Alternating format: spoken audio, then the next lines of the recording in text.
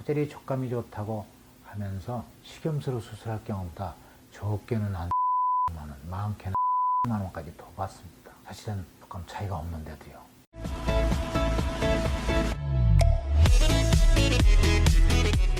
여러분들 보형물은 한두 달이나 한 해, 두 해 정도만 두는 게 아니죠. 우리 몸에 영원히 같이 있어야 할 것입니다. 살아있는 동안. 첫째로는 무엇보다도 안정성이 중요하다고 말씀을 몇 번을 강조해도 부족하지 않을 거예요. 식염수에 대한 또 잘못된 편견이나 오해를 풀으셨으면 좋겠습니다. 지금까지 식염수 보형물과 코젤의 보형물에 대해서 비교 설명도 하고 오해와 진실에 대한 규명도 했는데, 다시 한번 코젤 보형물과 식염수 보형물에 대해서 요약해서 장단점을 비교해 드리도록 하겠습니다. 우선 부형 구축 확률만 비교해봐도 코젤은 식염수보다 높은 걸로 나와 있습니다.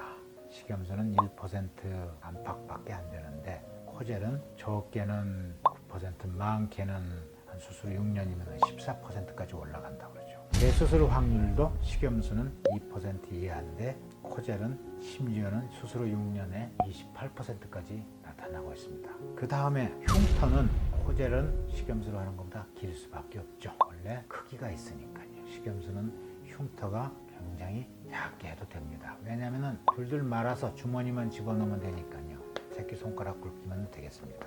특히 배꼽으로 할 경우에는 더욱더 흉터 걱정을 안 해도 되겠죠. 또 통증도 코젤로 하는 것보다 식염수가 적다고 볼 수 있겠습니다. 왜냐하면 삽입을 할 때 작은 절개선만 통해서 식염수는 가능하기 때문에 조직 손상이 적겠죠. 회복도도 배꼽으로 하게 되면 회복이 빠르다는 건 여러분들 잘 알고 계시겠고, 그 다음에 짝가슴 교정할 경우에 생리식염수는 미세하게 양을 조절할 수가 있어서 교정이 훨씬 더 정밀하게 될 수가 있겠지만, 코젤은 사이즈가 이미 정해져 있기 때문에 미세한 교정까지는 어려운 편입니다.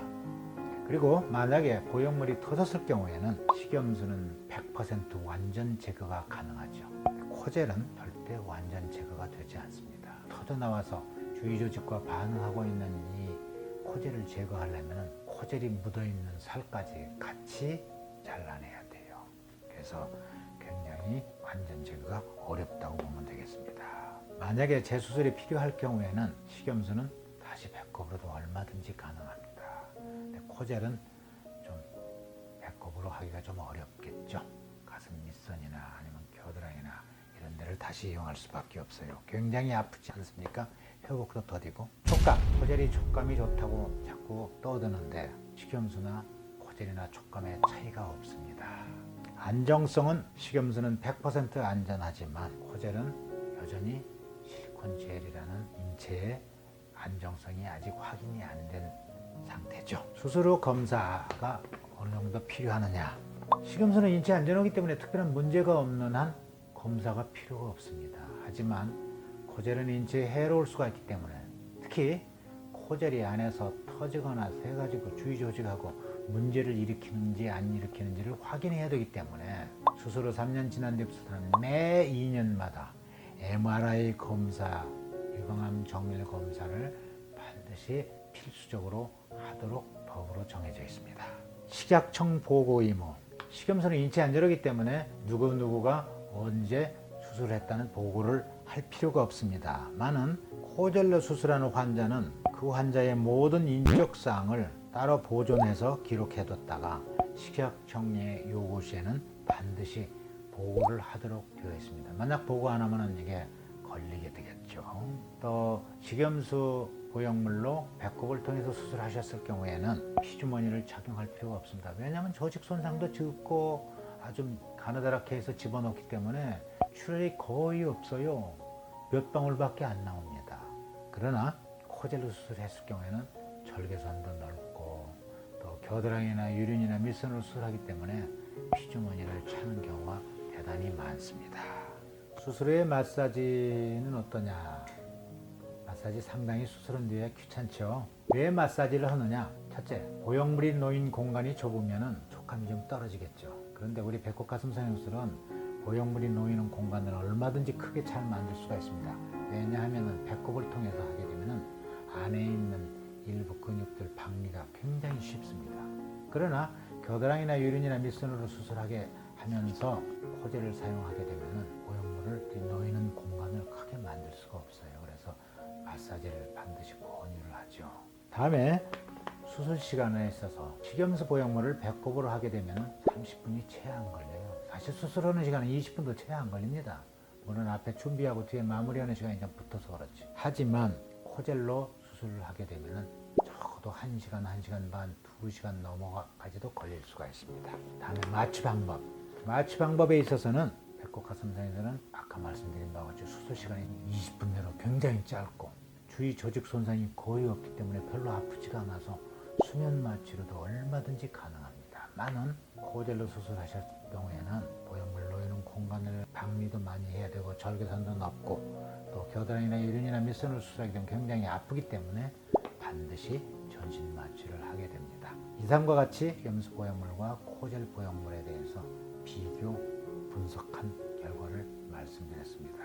이제 여러분들 생리식염수 보형물에 대한 안 좋다는 편견과 오해를 푸시고 가장 인체에 안전한 식염수 보형물을 사용해 주실 수도 있기를 바라겠습니다. 지금까지 생리식염수 보형물과 코젤에 대해서 제가 자세히 비교 설명까지 드렸는데, 그런데 왜 주위에서 코젤이 좋다고 코젤을 많이 사용하고 특히 병원이나 이런 여러 의료인들이 코젤을 권하는 걸 많이 봤을 겁니다. 이유는 간단해요. 코젤이 촉감이 좋다고 하면서 코젤 비용을 식염수 보형물 비용보다 훨씬 더 높게 책정을 합니다. 사실은 조금 차이가 없는데도요. 그래서 식염수로 수술할 경우보다 적게는 한 10만 원, 많게는 10만 원까지 더 받습니다. 그래서 웬만한 병원에서 아마 코젤을 권하고 있을 것입니다. 이것이 잘못된 거예요. 또 하나 중요한 사항을 하나 더 말씀드리면, 텍스처 보형물이 ALCL이라는 인체의 희귀암을 발생시킨다는 보고가 잇따르면서 텍스처 보형물이 사용이 중지가 됐죠. 그러니까 또 이제는 어떤 대세로 가느냐, 마이크로 텍스처란 말 들어보셨나요? 마이크로 텍스처 보형물이 좋은 것이다 라고, 이건 실리콘 보형물이죠. 이 보형물이 나왔어요. 여러분 생각해 보십시오.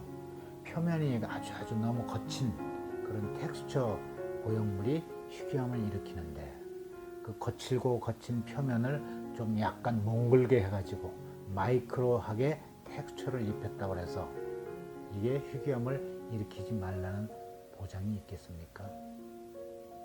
아직까지는 이 마이크로 텍스처 보형물이 안전하다는 그런 논문이나 확증은 없습니다. 따라서 여러분들 마이크로 텍스처 보형물을 사용하시려거든 반드시 그러한 의문점을 가슴에 품고 결정을 하셔야 될 것입니다.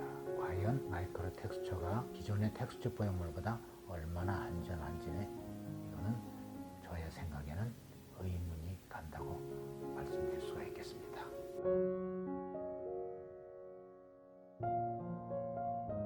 가슴 임신했을 때 트는 살은 호르몬 영향도 있고 너무 이렇게 커지니까 피부 근섬유가 터져서 나오는 건데, 이거는 이렇게 하지 않는 한은, 항아리만하게 하지 않는 한은 이런 정도 갖고는 튼 살이 생길 수가 없어요.